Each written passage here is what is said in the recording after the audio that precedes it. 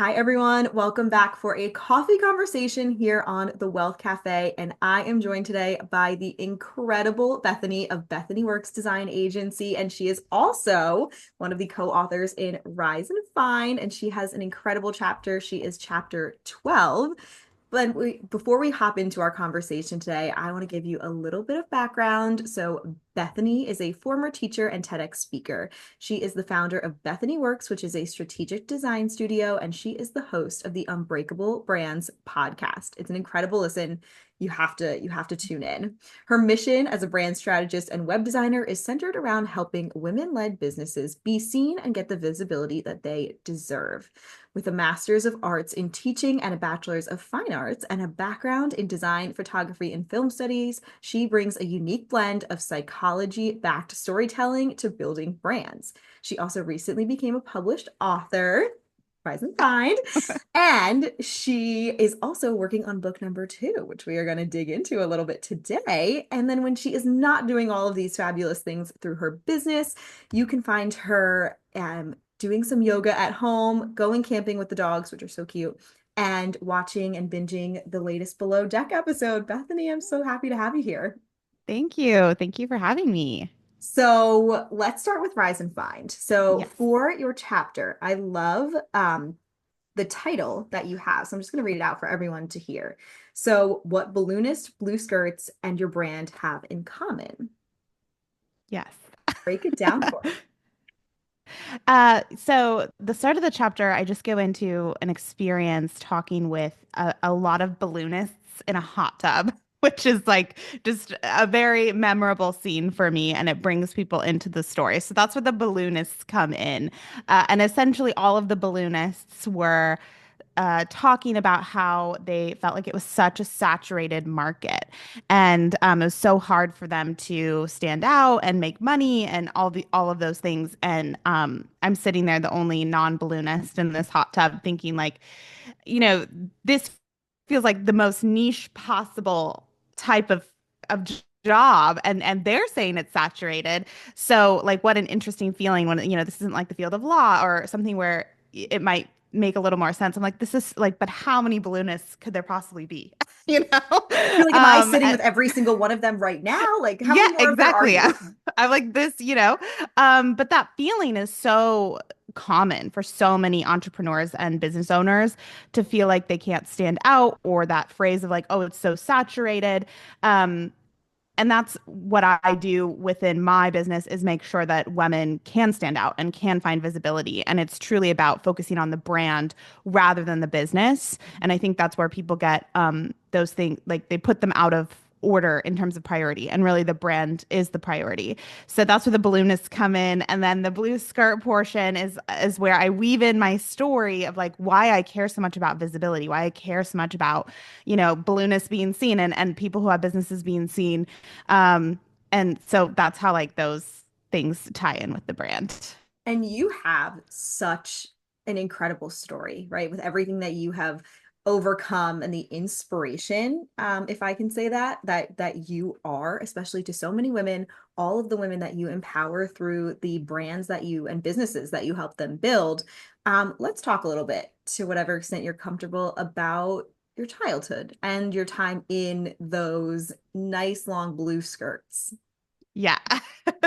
Yes. So I just like quick nutshell, I was raised in a Christian cult. And then on top of that, it was a very tumultuous, abusive home. So there's some layers there in my childhood, but the general thread is that I was raised to believe that women have one role in life, and that is to be a wife and mother. And you work from the day you're born until you're 18, and don't get married a day past 18 or you're a spinster. Um, and you work to get to that point, and then you're this wife and mother, and that is your sole and only purpose. And there was a strong belief in that church system that like there is no other place for you to be. Like when I became a teacher later and I was still communicating with people within that space, it was like, oh, well, women shouldn't be in a place of leadership, and teaching was a place of leadership. So there was a big feeling about women's place, and women not being seen are heard. And so that impacts to this day the work that I do in like my perspective of how important it is that women are visible and seen and their voices are heard. Which is so beautiful that you took an experience, right, where you were told basically to sit quiet, right? The whole like no one puts baby in the corner is what's coming to mind, right? Is what you said. And you were that person that you rose up and you said, "Hold on, there's something not right here." And like the ability Hmm. to walk away and build something for yourself and not just something, right? Like the business that you've built is incredible. Thank And you. so I'd love to touch on a little bit. So obviously there's a lot that happens in between. Okay, you were in this cult Yeah. that was very oppressive to now being able to empower incredible brands. How did that journey unfold for you? Yeah, I think the big catalyst for me was really education. Education was a big one for me. I took an early entrance exam, which I chatted just briefly about in the book when I was 15. And before that point, I had no formal education. So I had never been to like a normal school. I was homeschooled, or like attended some community classes in a church basement kind of thing. So I kind of just was like, well, yeah, that supposedly that's my grade, and hopefully I pass. And getting in though was like a big marker for me in taking a step outside of what I had known, and to start really finding myself and who I could be as a woman, and how communities and people connected, and everything that I studied in school had such a huge impact on me, which is why I'm so passionate about women getting into education in general. But like that was huge for me because there's an isolation that comes with cults, in general. It's a Yeah, tactic. So it's an important one to keep you where you are. And on top of the ideas of what a woman should be, it was also like there was a lot, the blue skirt came in because it was an immodest blue skirt. And so there was a lot of covering up and shrouding not only your voice, but like your presence itself, you know? And so that step into spaces where I didn't have to maintain that or of what it meant to be a woman, what was huge for me. A women's studies class, a psychology class, a few others later, and I was like full on like, well, that's not working for me. So so that was huge. And then that just progressed me forward. And then I always say, like, I always like to openly say that and therapy. Like there is no way that I would be here able to like do the work that I do and serve people the way that I do if I didn't also like work on that piece of things. So for sure. It's that whole thing of you should never tell a story until you've like healed from it and like moved yeah. past some of the trauma. And some people Uh-huh. like try to share that messy middle, and you sit there and you're like, I don't know that we're ready to share that story. Yeah, but it is, right? It's the two pieces that go together. And I just think it's so inspiring that the big thing is that you took that step, right? Is that Mhm. you knew in your gut and in your mind and everything connected there that like you were like, I need to go take this entrance exam and see where I place and where I land. And then everything else was the domino though from you taking that huge step, at least from what I know of your story. And that seemed to have Mhm. changed everything, plus therapy, of course. Yes, plus yeah, and seeing other options too, which is another reason why, like going back to the visibility thing, like I saw, women teaching classes, or like I had a male teacher in my women's studies class, which was also blew my mind because I'm like, oh, like men can be feminists? Like, wait a minute, Yeah. I'm not even supposed to be a feminist. So like these seeing other people choosing other paths was very important as well. And so that all ties back to visibility, and can we make that possible for everyone? So that was, I had to see it to be able to be like, oh, so that feeling when I was like, this isn't quite right was like founded on something.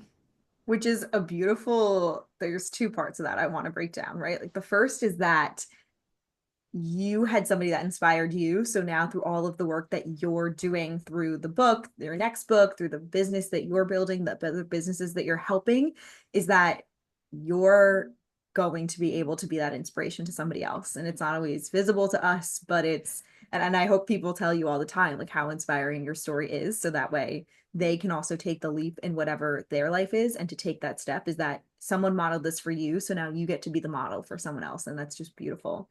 Yeah. Yeah. I hope so. That would be the whole point of of this and the next book too, is that I want people to see other options for sure. I love that. We're going to dive into the next book in a moment. But before Okay. we do, I just want to touch on it's interesting that you talk out the whole idea of like you saw what these other teachers were doing and like what that inspired you to do. You studied and have a master's in teaching and then also a bachelor in fine arts, right? So that really is the definition of being a leader and being creative. How did some of those pieces come together in the sense of you were like, okay, I thought I was going to I was on this path, right, to be a stay-at-home mom, to be, having kids, married at like 18, the latest, to now you're teaching and you're in something that is so visual and takes so much creativity when you came from a world that told you to shy away from so much of that. Yeah. That's a really good question. I haven't been asked before, so thank you. I like that one. I think, well, okay. When I like got into school, I said I wanted to be two things. I wanted to be an artist or a cardiologist, which is Those like, are I know, so different. Holy I know. cow. Thank God I didn't pick cardiologist because I cannot like the pressure I put on myself to build a good brand. I mean, I'd crumble if I had to like save a life every day. You know And what hold I a mean? heart So in your hands, a and hold physical the heart. heart. Yeah. I Okay. think I really just liked my A&P class and like I just really was into like understanding the human body. But yeah, that was my two paths. And I think it was also because I had like taken a drawing class before and doodled during church. And so I did Mm. feel very, very pulled to creative things in general. And then I was very comfortable with that. And that was something that was kind of encouraged because it is technically more, which I have talked about this a little bit, it's technically more feminine. Creativity or making things look pretty is considered feminine, which also drops its value for some people. So that's something I actively work towards changing. But that part did come with me. Like I knew that I was very interested in that. What really the path I took to getting a master's in teaching was also because like I knew I needed a stable home and a stable environment, not having had that before. And so I was like, I can teach this. I want to teach other people. I had the idea that every high school student would want to for sure learn photography or whatever it is I was teaching. And Obviously, they're I like, was I like, just need to everyone's gonna graduate. want to know this. Yeah, they're like, can I just need this is supposed to be an easy credit. Like, calm Yeah. down, lady. So, but I did want that, and I was like, that's a way that I can like work on art and keep art center and like carry on this legacy. And so for a while, that was really important to me. But it was also because I just didn't even maybe grasp the possibility that I could start a business on my own and run a business on my own. Like that was nowhere in my in my world. Even working in industry jobs, like it was I never even would have put myself in that position ever. Like I was like, well, I start an agency, like I work for an agency, like I need to be part of something bigger. And it took me a long time to realize that I could create that something bigger for myself. And so that was far in the future after I got a little tired of teaching and was like, okay. And I also need to pay off my student loans, which was also a driving factor of that. So So what was that mindset shift, right? So, okay, you go from teaching to now working for an agency, and then you're sitting here saying, and we all have this question mark, right? I've had to like, I could run my own business, which is funny because that's also very masculine energy, right? To be in that of running your own business, definitely, yeah. even while doing the feminine of being in a creative role. Yeah.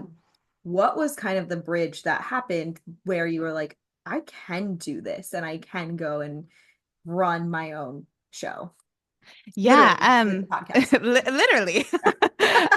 Well, when I was teaching, I had started my this is my little entrepreneurial path.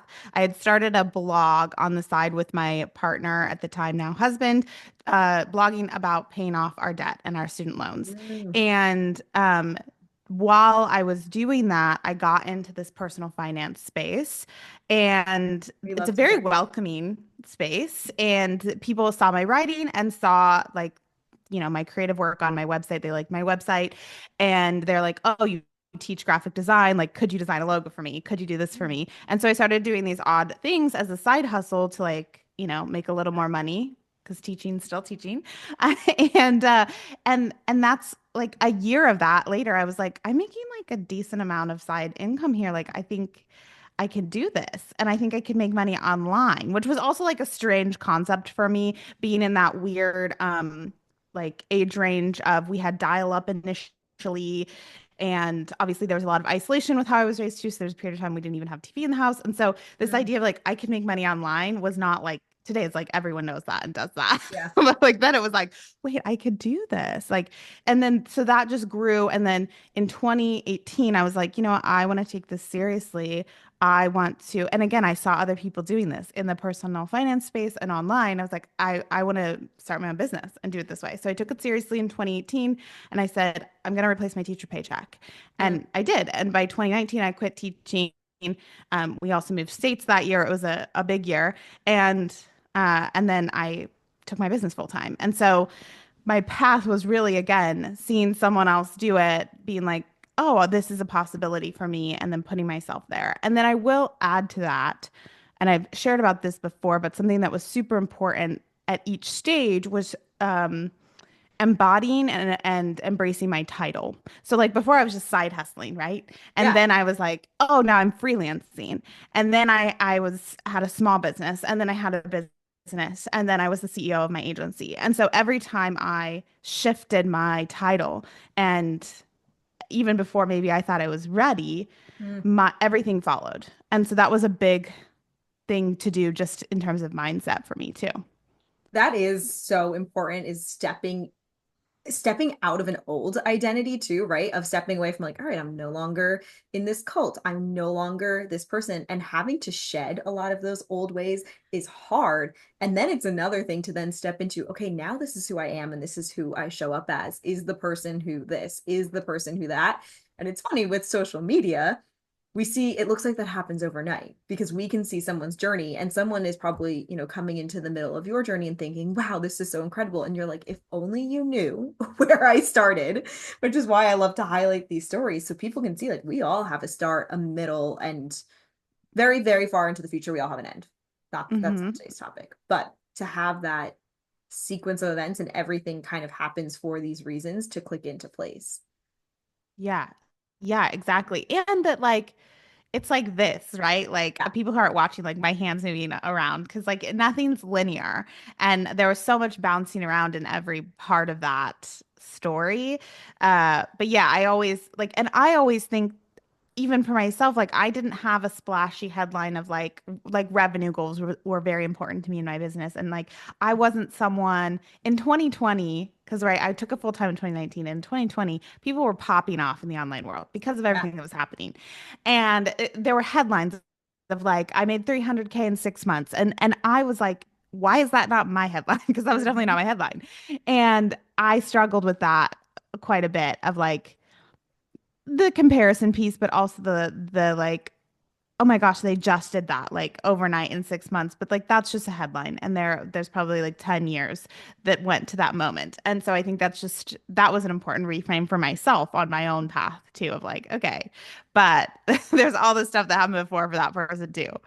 Well, and it's also, I'm sure people look at your story, and I've had this too with the way I left when I was at one of the large banks and then started my own practice, is people are like, wow, you just woke up one morning and did that. And people probably look at your story and they're like, wow, you just quit your teaching job and did that. And you're sitting there and you're like, no, I spent, 2 years, one of which this kind of started to happen from your blogging, then another year that was more intentional, and you're like, let me replace that teaching income. And then you chose to, you didn't wake up one morning and say, you know what I'm gonna do today? I am just gonna go out and start a creative agency, let everything else hit the wind. Like that's Yeah. never, there's so much more, which is why I'm excited for book number 2 that you're working on. So can you share with us a Yeah. little bit about what that's going to look like?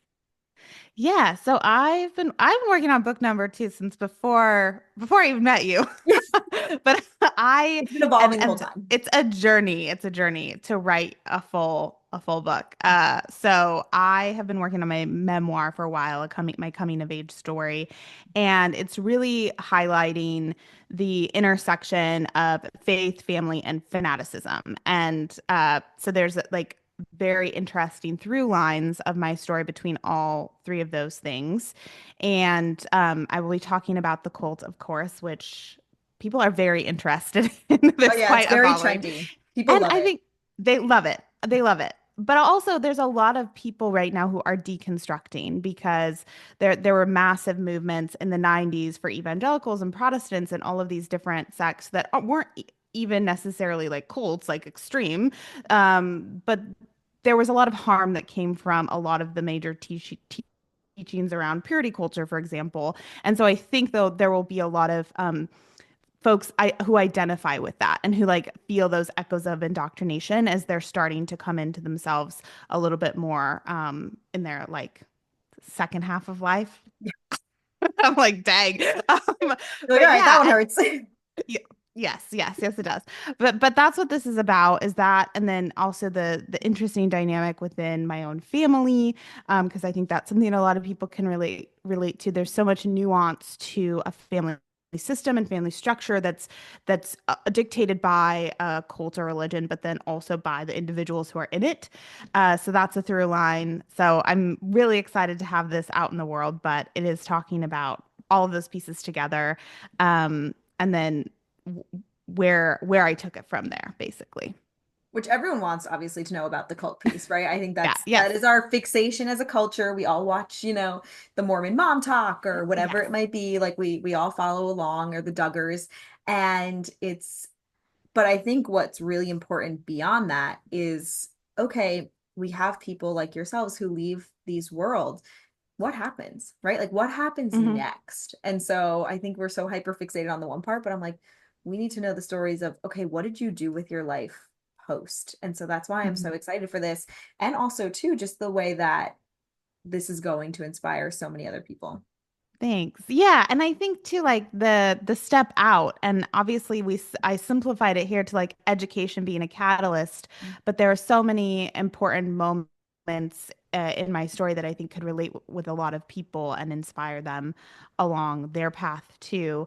And then I also have this like people like a cult story because there's some crazy stories in this book. There's some crazy things that have happened to me. Can't wait. Okay, like there it will be in there, and it's gonna be amazing. People are gonna be, oh, did that actually happen? And it did, and we love that, and I'm glad that I'm gonna get to share that in the way of people being like, oh, I thought it was only my church that like made people Mm. crawl on their hands and knees to go do what. But then there'll be other people who are like clutch their pearls and say like, but not my church. But I want people who have that feeling to also read it and say like like your church could be one line away from that. So these are things that are important to keep in mind when you're considering like a structure like that could very easily oppress people.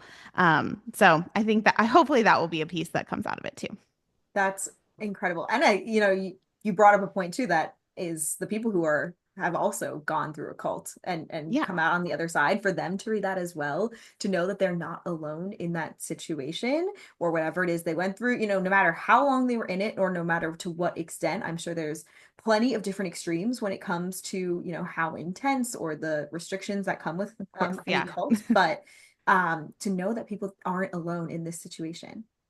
And that women aren't alone. There are so many women who've come to me, like they'll have found out a little bit about my story, maybe from reading the chapter or something, and Yeah. they'll be like, "Oh, my sister went through something, or I went through something," and it's surprising, maybe not surprising, just interesting how many are also happen to be entrepreneurs or have like high powered jobs. And I'm Really? like, because it takes, I think, this is my theory, that it Yeah, takes let's a hear it. sense of a serious amount of grit and tenacity to do both of those things, to Yeah. like make it through that and make a choice for yourself. And Mm. then I think once you choose yourself that way, you can continue to do that and apply that same grit and tenacity to other things. So that's my take on it. But there have been a surprising number of people I've met who have a similar trajectory. Which, Yeah, okay, now that I think about it, that's a good point, right? Because if you, number one, you have to have that ability to take the leap, right? To leave one thing and then to enter into running your own business, as you mentioned, the tenacity and the grit portion. And then you also probably have some of that, like the psychological therapy side of things where you're like, why am I going to go where somebody else in a corporation is going to tell me what to do or this, that, and the other thing? Like, I'm going to tell myself it's the ultimate right. sense of freedom to work for It is. yourself. It absolutely is. Yeah. And also the sense of like not putting yourself back in that same situation, essentially, which I shouldn't say same because obviously these are very different A little extremes, but different. similar structures, I should say. No, So, but it can be yeah. triggering, right? To have somebody, Yeah. if somebody's like, hey, I need this by 5 p.m., you're like, you need dinner by 5, whatever it could be, right? But that's how one Sure. Yeah. person, if you've come from that situation, like they might hear, right? Because that's how you grew up. It takes so much to unwire all of that. And so is Mhm. writing this book, does it feel therapeutic to write it as well? Yeah, I think, well, it's interesting because I wrote my first draft a few years ago and then I left it because and continued with therapy and all the things and coming back to it now, which I feel like now at this time in the world is a very important time for this book to come out. Yeah. Um I feel so much like in a completely different place because I left it and I continued to work on myself and it feels more empowering than ever to write it. Whereas before, I think my first draft was very therapeutic and like get it out. And it was like more emotionally challenging and tied. And now it feels like empowering. And at the same time, I feel like I'm just like I'm not a writer in that sense. Well, I am, but I'm working on my craft is what I should say. Yeah. So, And your so there's a sense of storytelling like, side. okay, yeah. And so now I need to really refine it for myself and my own storytelling. And there's nothing harder than telling your own story. I mean, I do it for clients a lot through their brands, but now it's like, oh, but this is about me. And that's so hard. It's so hard. It's not the funniest thing. People are like, Yeah. I could manage anyone's money and be fine with it. And then you start to look at your Yeah. own and you're like, no. Yeah. When it's yourself, it's so different and it's so much So harder. And I'm different. sure it is with your brand as well. But you do Yes. beautiful Yes, work and exactly. it's Thank you. amazing. But I love to end every episode by asking people one question, and that is, what is something that you do every day that makes you feel wealthy? Oh, I I'm like, oh, I have a lot of cutesy little routines that I love. Oh, let's hear them Um, all. all of them. Okay, well, my red light mask every night makes me feel very wealthy. Like every time I'm like, it also basically puts me to sleep, which is Two for great. one. Yes, two for one. Um, I intentionally try to plan things like during the day when if I was at a traditional job I couldn't necessarily do. So that feels incredible. And then I have my husband makes me coffee every day, which is wonderful. Love.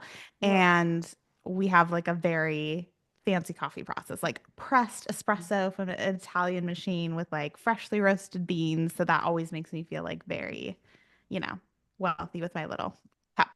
Oh, being on, the Wealth Cafe, that I love it. And I love when people are like, we have our little process and then we have the cups and then we have this. And I'm like, yeah. And I'm like, It's that's, ritualized. It's like, oh, and then the day starts, and this is Mhm. like, yeah, it's really nice. No, it's a beautiful thing. It is a beautiful thing. Well, Bethany, thank you so much for being on here today. If people want to connect with you further, where is the best place for them to reach out to you, hear your story, hear your messages, everything in that world? Yeah, so if you're interested in the brand design side of things, I'm on Instagram a lot. Bethany Works Design is my handle. You can also slide into my DMs there. You will speak directly to me. I'm happy to chat about things. And then if you want to see kind of my personal life, I have a new venture on TikTok and I'm Bethany McCamish. I'm just my name over there. So you can see my dogs and camping and like my personal things over there. And then I have, of course, my website. So BethanyWorks.com is my design agency. UnbreakableBrands.com is the podcast. And then BethanyMcCamish.com is my personal brand. So you can find me on all those places. I love it. And we will be sure to link all of that here in the show notes. And thank you everyone for tuning in. And we will see you next week for another episode of The Wealth Cafe. Bye, everyone.